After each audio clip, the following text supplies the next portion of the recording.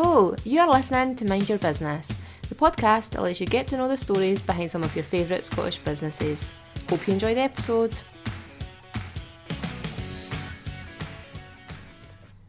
This week's episode is brought to you by the Secret Garden Rooms. The Secret Garden Rooms are based in a peaceful, tranquil location in Kirkcaldy, Fife. They offer a range of face and body treatments, specialising in pre- and postnatal treatments, lymphatic drainage and oncology massage. They offer relaxing experiences during and after treatment for cancer. To make an appointment and for a full list of offerings, please visit www.thesecretgardenrooms.com or find them on Facebook and Instagram at The Secret Garden Rooms. So hello and welcome back to another episode of Mind Your Business. Now this week I'm joined by Erica from Eteaket. So hi. Hi there. Thank you for joining me. So before we get into things, why don't you kind of tell us in a nutshell what you guys do here?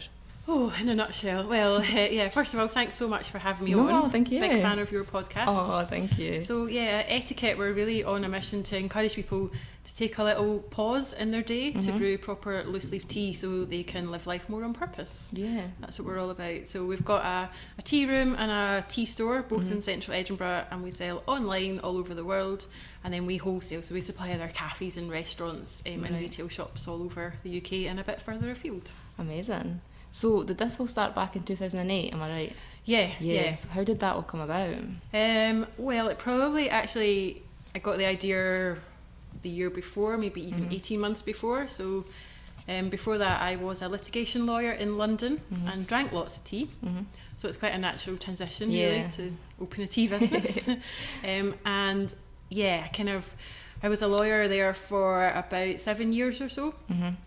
And at first it was really, really exciting. It was like always doing different things and jumping in and out of things and learning all the time.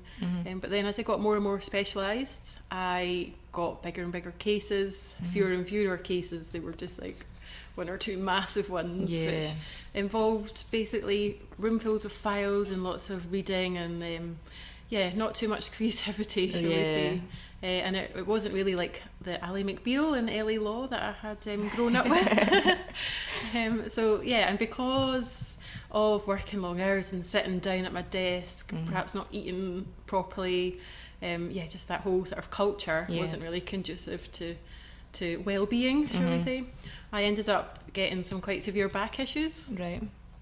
But luckily enough I had private medical insurance, so I don't know how many times I was in and out that MRI tube. Oh God, at least that's the benefits, eh? Get me lie down for 10 minutes. So at the end of it all, my consultant told me to give up the desk job. Right, wow. Which was interesting. Yeah. But then it was actually one moment in the bath before I went to work. I had a lovely bubble bath, and I remember it very clearly. I just had a moment where I thought, right, that's it. Life's too short. I could literally die tomorrow. So what's the point? Like, I'm just going to go today and I will find what it is that I am really passionate about, what I'm meant to be doing. Yeah. So I just had that absolute moment, that absolute certainty, and today was the day I was going to find that thing. Right. So I went into work, and thankfully it was quite a slow day, so I ended up finding an article by Moby, the singer-songwriter, who had opened a tea bar in New York. Oh, really? Which got me on the path thinking, oh, that sounds pretty interesting. Yeah. And I got hold of some whole leaf tea that same day and just tasted it and was completely blown away at how it actually tasted of what it was meant to taste like. I'd been drinking particularly lots of like fruit infusions and things. Yeah. And lots of Earl Grey. Grew up on Earl Grey, but it was always like dishwater. Yeah. It looked good, smelled good, but it all tasted of nothing really. It was really disappointing.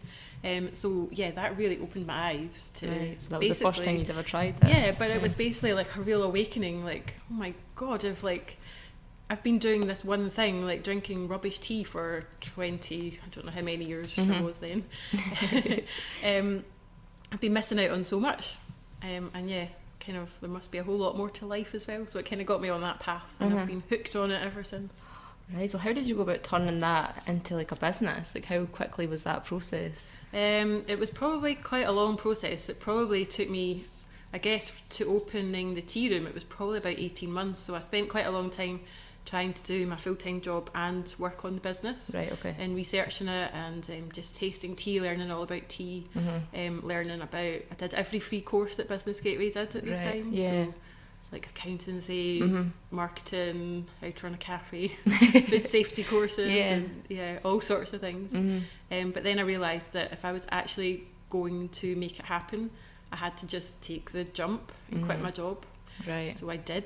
I took the brave step of, or stupid step of quitting my job, which was secure and gave me a nice monthly income. Yeah. So was that scary then, or were you just kind of over it at that point? I think the reason it worked was because to me it was scarier staying there for another 30 years and not being happy and not being fulfilled. So I was fully prepared for my idea to fall flat on its face and for it not to work, but I was prepared to make that happen because it was better than the alternative of staying with the status quo. So I took the jump, booked a plane ticket to Sri Lanka and India with my backpack on, and went and just stayed with loads of different tea masters, travelled around different countries, learned loads about tea that you can't really read in a book. It's quite hard to pick up all the nuances and the processes. So I did that and then came back and just started to get my head down and stood outside coffee shops for a long time, counting people in and out, trying to work out the average spend and the number of people, put a business plan together. Wow, that's a good idea actually. Do some market research. Quite hard to tell though when they've got everything in a brown paper bag and you're trying to guess. Excuse me, what's in that bag? So when you went, that's a brave step to just like have your rucksack and just go. Like how did you go around finding these tea masters and stuff like that? I just started asking people that were in the tea industry, and the tea industry is amazing. It's an amazing, friendly community that are always willing to chat and to share their advice and their knowledge and work with people. That was really good. So the first step was to get some contacts in Sri Lanka. And obviously there was still a bit of a civil war going on at the time when I went out there, so that was quite interesting. I remember my first night in Colombo, I had 2 doors to my hotel room, which seemed to be entirely staffed by men as well, and the doors didn't lock, and there was an army base right next door as well. It was a bit, I think I spent the whole night with hairspray in one hand and my mobile phone in the other hand. Just in case.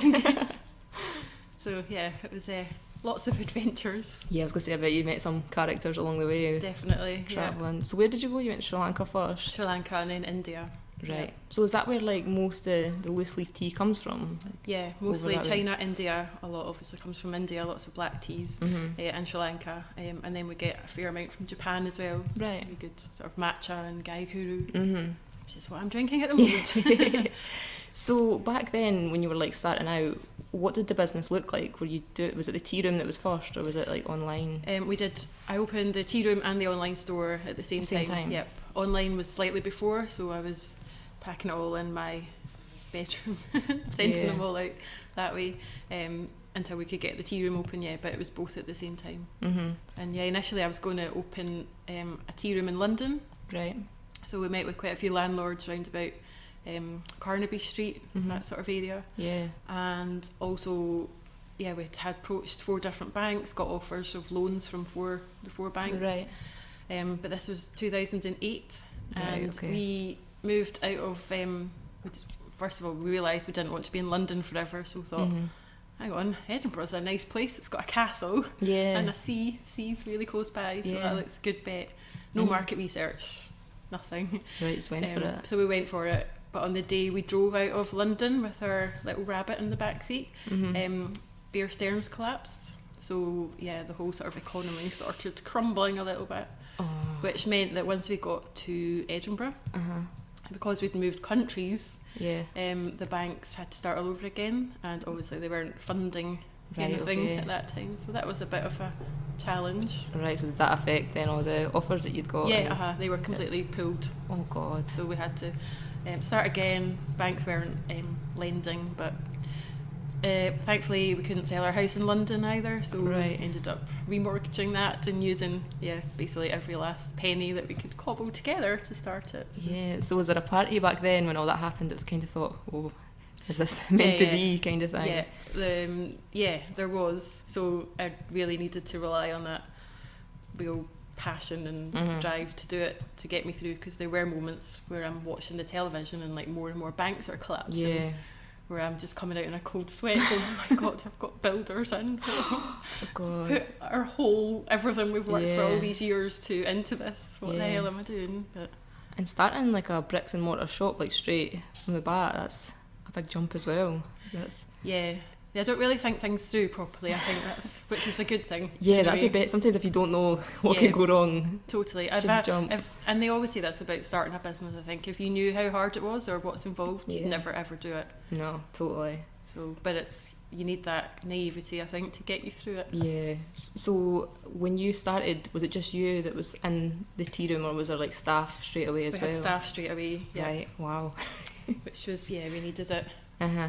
And none of us knew what we were doing, because I chose people who like tea, which was really good, but it was quite a learning curve to learn how to run a tea room. Yeah. And I remember on the first day we opened the doors and then realised we didn't have any change. Right.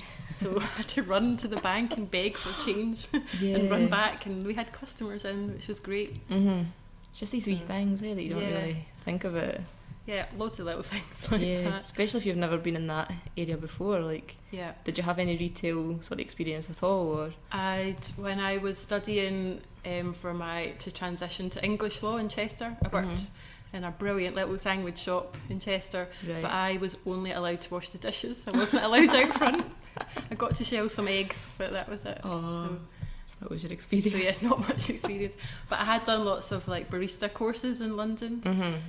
So we could do, I knew all about how to make a good latte and things, and how to work the coffee machine and grind the beans and things, because that was really important. And when you started out, how many different kinds of tea did you have? Did you have the range that you've got today? I think we had way more. Really? So, yeah. So what's made you kind of scale them down? Is it just too much? It's too much for people, I think. And also, we just want to be able to, I think we've got about 35 probably at the moment. Right. It does keep creeping up. And there's one, we try and do limited editions, so each season we'll bring out new blends. But some of them we just can't give them up again at the end of the 3 months or so. Yeah. So there's quite a few. There's a little skateboarder in the background who told you everyone. So when it comes to the tea, like the varieties, I've like no clue about like loose tea or anything, but are those like flavours, do you like buy them in like that, or do you create the flavours, and like how does that all work? So it depends. So generally there's lots of different ways to have tea, first of all. So tea itself all comes from one bush called Camellia sinensis. Right. And from that you can make loads of every different variety basically. So whether it's a green tea, an oolong, a black tea, a white tea, you can get yellow teas and all sorts of different things as well. Right. So you can have either single estate teas, which are just straight teas from one garden, they're not blended, or you can blend different teas together, like our breakfast blend is a mix of different teas. Right, okay. Or you can flavour it, like our Earl Grey's got some natural bergamot oil in it, some cornflowers in it. Right. Or else you've got different things like fruit infusions or herbal infusions, like your chamomiles, your peppermint. We do a sea buckthorn blend, and our Isle of Harris gin tea as well. That's a herbal infusion. So they're all nothing to do with tea. Right. And as such, they don't have any caffeine in them. Okay, yeah. So lots of them for like our really main ones as well. We tend to create the recipe in-house and get the blend right. Right. And then mostly we've got a fulfillment company that does our packaging, our packing the boxes and things for us as well. So like we've now taught them how to make our Isle of Harris gin tea and whiskey tea and things like that. Yeah. So is that like a fun process, kind of picking the new flavours, and is it quite hard to get something that everyone would like? I imagine that's hard. Yeah, it is. It's tricky, and we've got quite a few. We've actually got quite a lot of bespoke blend projects on at the moment, which it's really interesting. Yeah. But it's great you've got so many ideas, but trying to work with that particular customer to get the thing that works for them. So yeah, it's great fun though. Yeah, imagine. We're trying to do quite a lot of things with a Scottish twist as well, if we Right, can. yeah. So. That's perfect, especially being in Edinburgh, you get the tourists in with the Scottish teas. Yeah, totally. So when it comes to the branding, like obviously you've got such a strong brand. We're in the shop right now and everything looks amazing. It's all turquoise. Yeah, it's amazing. So was that like the branding from the very start, like the turquoise and... Yeah, it's always been turquoise from the start, so it's my favourite colour, and I am totally addicted to it. Yeah, even your glasses match. God, I know. Sorry. Every so often it creeps in like too much, and it becomes a proper addiction again, and my husband has to take me aside and go, you need to tone it down a wee bit. So where did the name come from? Did you have like a lot in the run-in? We had, so names are always really tricky until you get, so it keeps niggling away at you if you've got one but it's not quite right. So we were going to be few to start with, but the one we'd settled on was Tea's Tea Bars. Right. Which I didn't like. It wasn't the right thing, but that's the best we could think of. Yeah. But then myself and my husband were in a cafe one day and we got really bad service, and I just turned to him and went, oh, that's really bad etiquette. And we both looked at each other and went, that's it, that's the name. Yeah. Sometimes you get that moment and it just like, you just know it's right. I find that always happens. I think it happens with everything in your life, whether it's a problem or you're trying to get the right wording for something or a right product. If you can't leave it alone, if it's still niggling at you, then it's not right. Yeah, totally. So when you started, were you like packaging everything up yourself? And, right, so at what point did you have to kind of, I assume you don't do it yourself now. No. That'd be a big job. So was there like a point where you knew you had to kind of let go of that? Yeah, so initially once we opened the Tearoom, we had a little dry store, so we had somebody sitting at a little table just packing all the boxes all day, which was quite a tricky job for them, I think. So we kind of shifted it around, and then as we grew, we used to do all the fulfillment from the Tearoom. We've got a little office in the back of the Tearoom, but it got to the point when the orders were getting so big that customers were having to climb over boxes to get to the toilet. And we thought, right, we've got to do something here, so we got a warehouse in Duddingston, which was really fun, but we had no idea what we were doing. It's a real specialist skill to have a warehouse and to run it properly. There's so much involved. I can imagine. So we did that for quite a few years between my first and second children, I think. Things tend to go by children. I find that's a really good, it helps business a lot having children, because you have to be really efficient. You've got to streamline all your processes, delegate as much as possible, so it's quite a good tool actually. So by the time I was pregnant with my second child, I kind of thought, this is quite a lot of work, and we're dropping a lot of tea on the floor, and we're wasting quite a lot of it that way, and it's really hard to cost things when you don't know. It's quite hard to quantify how much wastage you've got, and just how to be as efficient as possible. Particularly when we were getting like some overseas orders and some big orders, but they weren't regular. So, and when they did come in, you had to turn them around really quickly. So it's really hard to staff for as well. So I just looked at how some other businesses were operating. And one of the reasons I really wanted to have my own business was to have the freedom. That's probably the biggest thing for me, is freedom. I don't want to be tied to anything. I like to be able to suit myself, and if I want to work from a beach somewhere, then I can do that. So that was really important. So I found a fulfillment company who could help with that.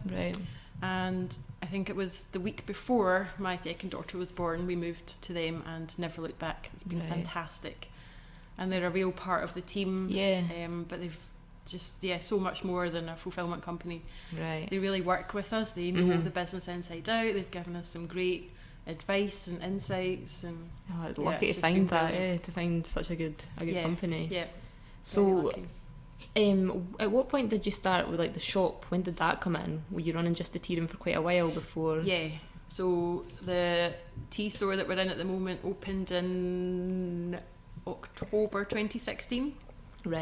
So what was that, 3.5 years ago, something like that. And it was really, we wanted a space where we could actually communicate with customers properly, and actually sit down and have a proper chat with them, and explain about the teas, and explain how they could use it at home, how they can make tea lattes or cold brew teas, and just show them how all our like different teaware works as well. And to have a space as well to do, we do lots of wellness events. So like this morning in here we had a yoga session.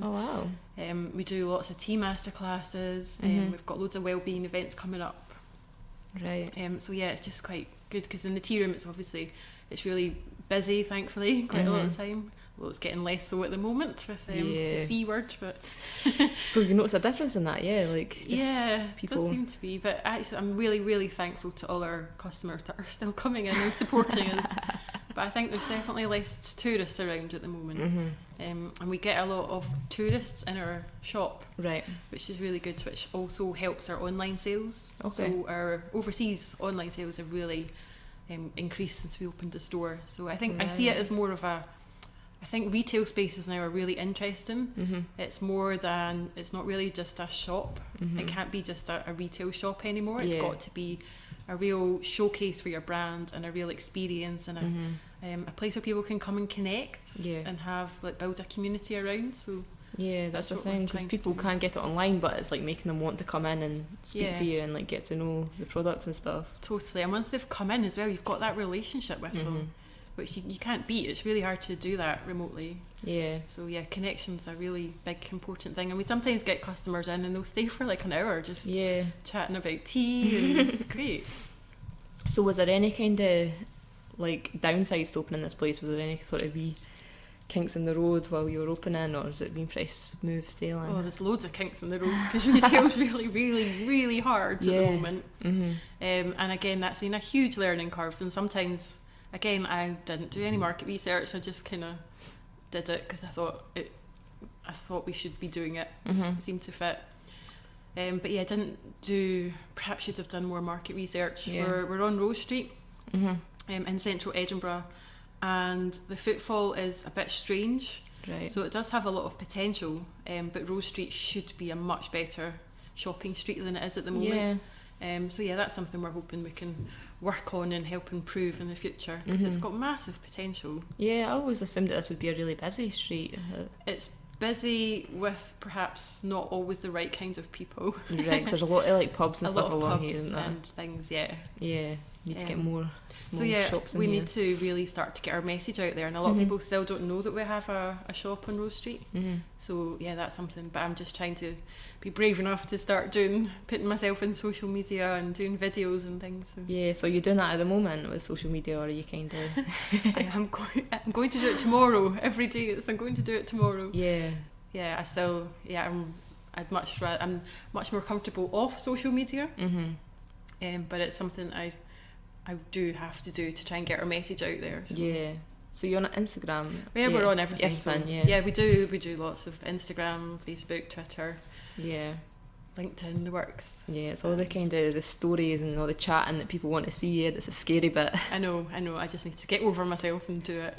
So you've got so much stuff to talk about here as well. You could do. Well, sometimes we've got so much content to talk about. I kick myself sometimes. So we end up doing nothing rather than. So I just need to get used to. I've just come from doing a talk at the Sheraton, and totally never took any pictures or videos or anything, so I can't really tell anyone about it.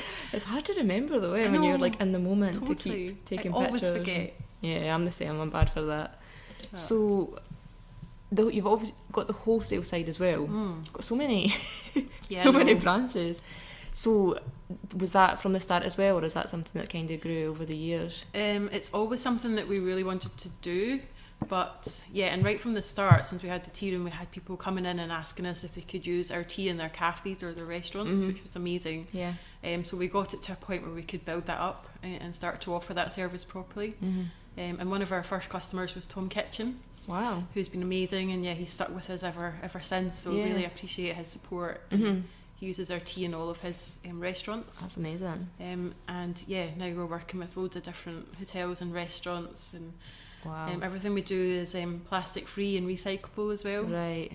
So that's quite important. So we can now, we've just launched so obviously we do loose leaf tea, which is in my opinion the best thing. I don't know why everyone's not having loose leaf tea. It's so easy to do. And we've got little plastic free self-filled tea bags as well, which makes it, there's just no excuse. So easy. But we also have the same tea in plastic free pyramid tea bags. Right, okay. And we have just started to individually wrap them as well in biodegradable, compostable material. With biodegradable labels and everything, which I don't know if there's any other company doing that in the UK at the moment. So that's something that we're going to start rolling out to meeting rooms and conference rooms and hotels and things. Mm-hmm. So is that quite hard then to keep on top of like the eco kind of the packaging, and is that a big job? It's huge, there's so much to it, and it changes all the time as well. And there's a lot of the packaging companies are still trying to catch up with the customer demand, so they're still not great solutions. There's still a long way to go. But actually, if I can make a plea just now, it's to get the councils to start working with trade waste companies and actually start recycling some more plastic, because there's a lot more that can be done. And I think it just needs a body of people behind saying, we need this. This is because a lot of plastic that's going into landfill can actually be recycled. Yeah. And it's just a cost issue, and I think there must be a solution to that. So we're working with lots of different people and trying to connect everyone together to get a solution to that at the moment. We work with Changeworks quite a lot, who are brilliant. They're really on top of things. Yeah, that's a big thing though. It's huge. I mean, I know far too much about plastic and biodegradable materials. Yeah, and I imagine like in the packaging side, is it more expensive to kind of go down the eco route, and does it make quite a difference? That must be hard when you've got margins to keep. And totally. It's much more expensive, and it's not something that we can really pass on. Was there ever a part of you that thought, oh, maybe it's not worth it, or was it just always it had to be? Yeah, no, it's always worth it to us, even though it does cost more. And we could have, it would have made a lot more sense for us to start overwrapping our tea bags last year or even the year before, but it would have been with plastic, and it just wasn't the right thing to do. And my team's really strong as well, so we're all kind of guide each other. So just not the right thing to do. No, I think it's so important now. People look for it, like they want things that are eco-friendly and they're no impacting the planet, and so no, I think that's a good. So we're trying to do the best that we can with what's available at the moment, but so you can only do what's out there, but we do try and push manufacturers and so on to develop new products as well, so, which is good. It's happening because there's a demand for it. So totally, you see some people getting like the plastic free like, packaging, and it'll come all wrapped and like bubble wrap and stuff. It's mad. It's just crazy. I mean, some of the things are just ridiculous. It's like we've just been so used to just wrapping everything in plastic. Totally, it's mad. So with all these different avenues going on, is it ever a struggle to like juggle everything and keep on track of so many people? And yes. How do you do it? Tea. Lots and lots of tea. Lots of tea, yeah. Is it a juggle? Yes, it is. So I've got 2 young children as well, so my youngest has just started school in August last year, which has helped a lot. Right. So I've actually got 4.5 days that I can work properly, which is good. But I kind of see it more, rather than having, like, people talk about a work-life balance, I think it's more just integrating everything properly, so, and not being so rigid. So I like to be quite flexible and work how I feel best for that particular day, because we all have good days and bad days. So sometimes I want to just work from home. I've got a little garden office which I hide away in sometimes, which is quite handy if the kids are around too. I can lock myself away. Hide. But just juggling that. So if I've got, like, I might have some teas to taste or whatnot, I'll just get the kids involved, and they're actually really useful. My oldest one is anyway, not so much the youngest one. Give me some pointers. She's got some great insights to taste, because she's just saying it as it is. She's saying things that come to mind, so it's actually quite useful. So try and get them involved as well. Get them trained up. And then they actually understand when I have to be back a bit later, or I have to go away for a few nights. They actually understand why I'm doing it. That's amazing for them to see. Like, I think so. I like to think their business. And so do you kind of like, do you split your time over like all the different areas of the business, or is it kind of, is every day quite different? Every day is quite different, but I'm really focused on sort of growing the wholesale and just developing the business. Right, okay. I'm not allowed to work in the tea room, really, because I can ruin it in like 5 minutes. I'm rubbish. I've got really shaky hands as well, so I can't carry teacups. Spilling on people. I do spill on people regularly. And it's just not the best. I'm better at working on the business. Right, definitely. So you're not actually in like the shop or the tea room. No. Right. So you must have to have staff that you really trust in. That's building that team must be so important. That's the biggest thing actually, and that's been we've kind of had some team changes probably around the end of last year, and I'm just really, really excited about how everyone's really working together. I've made some changes in how we operate as well, so we can, like, everyone's got really clear roles and responsibilities. Right. So everyone knows what they're doing, and if people are working to their strengths as well, so I'm trying not to make them do stuff that they don't like. Yeah. So that's been good to build a team of people that really complement each other. Yeah. Because it must be hard kind of managing that. And I've kind of got different spreadsheets and things. We have a company, like a business scorecard at the end of each month. Everyone knows what the targets, what it was this month last year, and what the target was and what the actual was, and we do that for loads of different sort of metrics. But I try and keep it quite simple so we can actually do it, because it's always those things if you implement it, but then it falls by the wayside within a month or so. Yeah. But the idea is that all the managers get together. We have like a short meeting every month to sort of review it all, but every quarter the aim is, and we've done it now, the 2 quarters since we started it, we have an off-site meeting where we overview everything and we see if we hit all our targets, the main things that we were trying to achieve the last quarter, and then set our next priorities for the next 90 days. Right. So that seems to be working quite well, because things move really fast. There's always loads of stuff happening, and we've got far too many ideas, so trying to prioritise into like the top 3 things that we're going to actually achieve. So we work on them, we actually get them done in that quarter, and put everything else on another list, so we can focus on it, get it done, and then move on to other things. That's the thing, when you've got so many ideas, it's hard to prioritise. It's hard, and I think it's hard to realise that and to be kind to yourself as well. I think you can quite often I get really frustrated. I want everything finished that day. But I realise, do it properly, and it takes time. We've got to work through the process, and we've got to work through those niggling things if they're not quite right, and get it right. So we're in the process of launching a new initiative at the moment called Tea in Mind. Right. Which I'm really excited about. Yeah. Which is this, these wee coasters? It's these wee coasters. Tell me more about that. So it's basically not quite got the wording sorted yet, so it's a lot of waffle still. But it's essentially just trying to encourage and empower people to create a daily tea practice, so they can live life more on purpose and be a bit happier every day. And we do that through, there's basically 5 ancient Chinese elements. Right.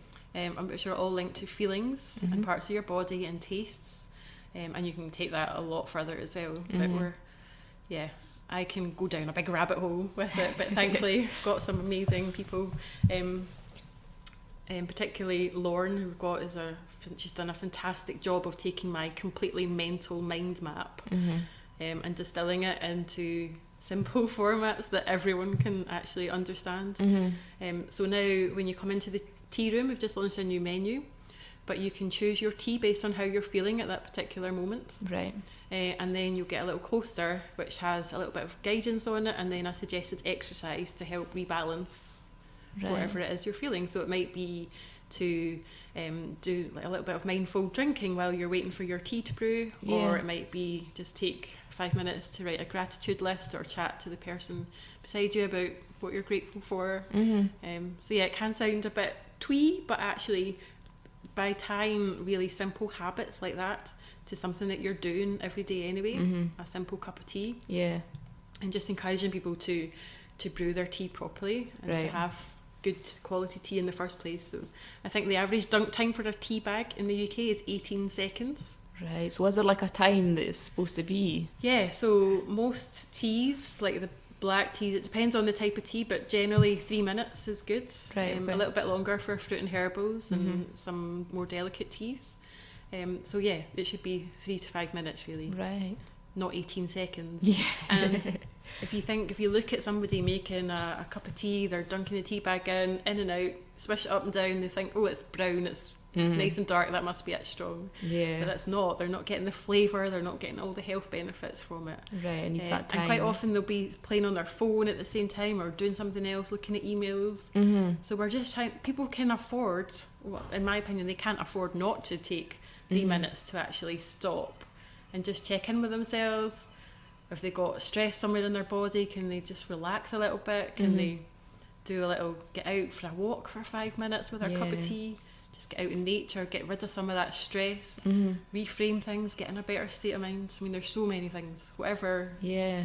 So, yeah. It's totally. Because even when you have like your morning tea or coffee, you're doing something. Like, you're never just sitting and like taking a minute. You're writing your plan for the day, or you're on your phone, or... Yeah, not anymore. Now you've heard it. I know. No, I'll be dunking my tea for longer. 18 seconds. But even like connection as well, as like I mentioned, is I think it's a really, really important thing for society in this day and age, and it's something I think it's at the root of a lot of problems in society. We're not connecting face to face enough. So one thing that I've started to do is connecting with my kids when we get home from school. We'll sit down and just take 5 minutes and share a pot of tea, caffeine free of course, because they're crazy enough at that time, and just we chat about our day. So like, what 3 things we're good about today, and but actually listening to them. And it's quite a good. So if you can get into that habit every day after school, or even a couple of times a week, these little things then start to become habits and start to make a difference. Yeah. So do you have those things that you do to kind of de-stress yourself and get outside? And yes. Do you ever like totally switch off for the business, or is it always kind of in the back of your head somewhere? No, I've got a lot better at switching off, and I've finally cracked meditation, which has been an absolute lifesaver for me. Which is it's been amazing. So, see, I always like want to try, but I've never cracked it. Is it helpful? Oh, I can't tell you how good it is. Yeah. I heard it described as like having a lovely big warm bubble bath for your mind, and it is that. Something that shouldn't be a chore or like something that you feel like you have to do. It's a real treat to be able to do it. I do 20 minutes in the morning and 20 minutes at night. Right. And it's great, and it really helps to keep my stress under control, and it's helped with my back and neck issues. I carry all, like if I'm anxious or getting really stressed about things, I keep it's all goes straight to my back and my neck, and I just lock up and seize, and it's horrible. And before, for years and years while running the business, I would just plough on, I would ignore it. I spent loads of money on physios and all sorts, massages and all sorts, which wasn't actually fixing the problem. So actually a lot of it, stress was really at the root of a lot of it. So instead of powering on, just check in with yourself for those 5 minutes and get rid of it. You can get it out your system totally just by chilling out and rebalancing yourself a little bit. However you do that, whether it's going for a walk or sticking your favourite track on and jumping around the office for 5 minutes. When we dance. Yeah. And then you end up like you're much better. You're more used to the business, and like when you're relaxed and happy, totally, and you notice the difference. That's something I wish I'd learned years ago, was to take 5 minutes and not just keep ploughing on. I would just plough on, and I could work till 2 a.m. and just not get up. Right. Which is ridiculous. Yeah. So do you have like a set finishing time now, and do you take weekends off, or is it still? Well, it's still quite flexible, but I try and take weekends off. But quite often on weekends when I can, when the kids are dancing or whatnot, I'll go to a cafe and that's my fun time for doing all my research and learning about more things, and or planning, getting new ideas. So do you have a sort of master plan for this year? Do you have an idea of where things are going, or? Yes, so we're wanting to launch Tea in Mind properly, and we're going to roll that out to our wholesale customers in some format, because I think it can have a huge impact, particularly in office environments, for employee well-being. And that's something that a lot of our customers are really keen on at the moment. So I'd like to see where that takes us. And we've got lots of interesting bespoke tea blends projects coming up. And lots of interesting wholesale customers, and that's what we're really trying to push. And then we need to have a launch for our new menu in the Tearoom as well. So all right, So is that just that coming up soon, or? We've not organised anything yet. Might wait a few weeks now and see what happens. See if know. anyone can come. See if it's safe. Might do a Skype party. Oh, that's exciting. Loads of things, good things happening. So yeah, never a dull moment. Oh, and we're going to Japan one of us is going to Japan in October this year. All right. So we've been out quite a few times, but we're going to be part of the British Fair this year. So there's a huge focus on Scotland. So that's really cool. So we'll sell, I think, take our Isle of Harris gin tea and our Tomatin whiskey tea and our Royal Earl Grey. They always sell really well, and sea buckthorn as well. So we'll have a range of teas to sell out there. Exciting. It'll be 2 weeks, I think, we should be there for. So do you get to go, or does everyone fighting to get to go? Yeah, I know. We've not decided quite who's going, but everyone fighting for the spot. Exactly, yeah. No, that's so exciting. I think that was all my questions, Yeah. So this is a wee section I call Check Them Out. So if you have any other small businesses that you think people need to check out, you can mention as many as you like. Right, okay. Go for it. Oh, this is quite difficult because there's so many. The good thing about Edinburgh is there's such an amazing supportive business community. And a lot of it's centred around Edinburgh Gossip Girls. So yeah, Kylie Reid is amazing at what she does there, so that's really supportive. And also Nikki Hutchison, who you know and you've had on before. Yep, she's brilliant. I love her networking events as well. And then as for other sort of small businesses, I have a little mastermind group that we run ourselves with 3 other amazing women-led businesses. And one of them is Fiona Houston from Mara Seaweed. Right. She's a remarkable woman doing amazing things with seaweed in Scotland. She recently launched in Tesco's, so go and check them out if you're in Tesco's. Oh my god. And also Gillian Scott, who owns Craft Design House. She is doing amazing things, like a link between sort of Scottish designers and other, whether it's museums or sort of building bespoke products. Wow. With their branding. So yeah, really interesting business. Yeah. And then the other one in the group is Natalie Agnew from Muckle Media. So yeah, again, an amazing businesswoman. She's about to have her 3rd child. I don't know how she does it. Oh my god. So it's fantastic. Impressive. But it's so great to have a group of women like that we can all be completely open and honest with. Yes. And chat to help each other out. Yeah. So it's really good. Also Sonia Mitchell from Jump Ship Brewing just launched her alcohol-free beer, which is fantastic. Wow. She's based in Leith. And then a woman that I met quite recently, but we just completely are on the same wavelength. She's all into all this mindfulness, meditation, and we could talk for hours. Is Melanie Auld from Spice Pots, which are amazing as well. Great to chuck in your slow cooker and have a simple dinner at the end of the night. And also Rebecca Webster from Hotel Around Town. Right. Yep, she's a good friend and she's done amazing things. She kind of lets out if you've got extra property or whatnot. She does amazing things with it. Right, okay. Great eye for interiors as well. Yeah. And yeah, there's just so many people. There's so many. No, it's amazing. And a lot of them you've had on the podcast before as well. And other one, just if I can squeeze in one more. Oh yeah, go for it. Is Pinky Galdi. Not quite sure. Sorry, Pinky, I'm rubbish at names. She owns Mindset by Pinky. And yeah, she's really helped me on my mindset and getting over some limiting beliefs to help me crack on to the next level in business. Yeah, amazing. But yeah, too many to mention. Too many. Go on. Well, I'll tag all them in the post Awesome. when this goes live so everyone can find them. Super. And the last thing is for you to plug yourself. So where can people come and visit you? Where can they find you online? So online we are at Eteaket. It's a funny spelling, broke all the rules. It's Eteaket. So yeah, we're on across all platforms: Instagram, Facebook, Twitter, Pinterest, LinkedIn, everywhere. And I am at Erica_etiquette on Instagram. Perfect. And Twitter. Although I'm not very good at it, so but watch this space. I'm going to be doing more. And yeah, obviously our Tearoom's on Frederick Street, 41 Frederick Street in Edinburgh. Tea store on 111 Rose Street. Come and say hi to Christine. Come for a chat. You don't need to buy anything. Just come and find out about tea and yeah, try some different flavours. Yeah. Amazing. And if you've got a business that you want to try some tea, or a meeting room or an office, get in touch and we'll give you some samples to try. Amazing. Well, I'll tag you as well so people can find you. Awesome. And that's me. You Thank survived. You. I did, yes. No, thank you so much for chatting with me. For taking Thanks the so time. much for having me on. It's so good to hear. I'm excited to see what you do in the future. No, thank you so much. That's it for this week. Speak to you next week. Bye.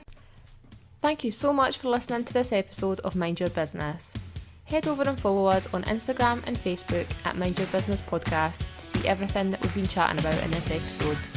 If you're enjoying the podcast, please be sure to subscribe and drop us a review wherever you listen to help us spread the word. If you fancy getting access to some exclusive interviews, polls, forums and more, or if you're a small business looking to advertise, head over to our Patreon now.